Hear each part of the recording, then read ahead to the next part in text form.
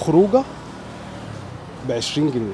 ايوه هي 20 جنيه هتقعد قاعده على النيل في غايه الجمال. يا جماعه ال 20 جنيه دي تمن سندوتشين طعميه النهارده، بس ممكن فعلا تبقى قاعد اسعد واحد في الدنيا كلها لما تيجي تتفرج على النيل هنا في الزمالك. تخيل انت قاعد هنا في الزمالك واطلالتك على النيل.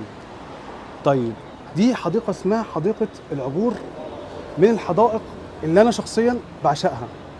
رحنا اماكن كتير طفنا وشفنا، لكن هنا الوضع مختلف تماما. طيب اول ما تيجي من البوابه، السلام عليكم، ايه الاخبار، عامل ايه؟ تذكره الدخول ب 20 جنيه زي ما قلت لك، 20 جنيه خلاص.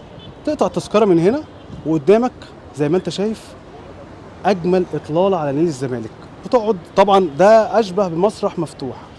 بتخش هنا بتنزل اي مستوى من مستويات الحديقه، هتلاقي نفسك انت قاعد على نيل الزمالك بشكل مباشر. احلى حاجه هنا بقى طبعا في موسم المانجا، يا زينة الفواكه يا مانجا اهي. المانجا جنه يا جماعه، والله جنه. لما نقول لكم ان احنا كانك بالظبط في جنه. بص عامل ازاي، انهار نهر النيل والمانجا فوق راسك اهي. مانجا سهره كده ولا لا؟ كانوا شايفين صح اهي مانجا.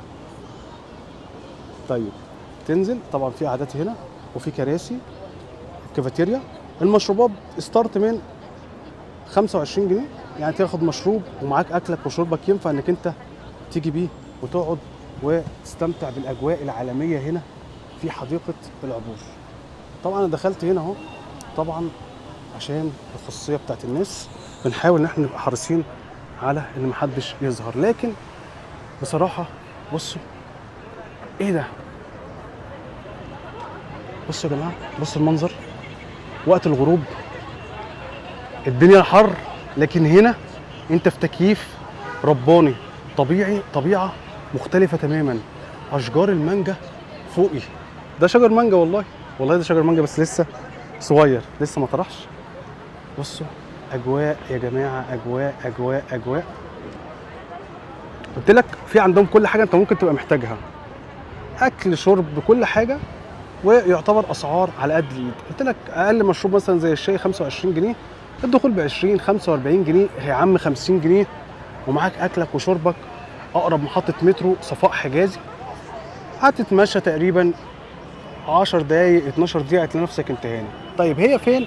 هي قصاد حديقه الاسماك على طول. يعني بص احنا واقفين هنا اهو، هفرجك على بوابه حديقه الاسماك. هي دي حديقه الاسماك، البوابه قدامها على طول اهي ماشي.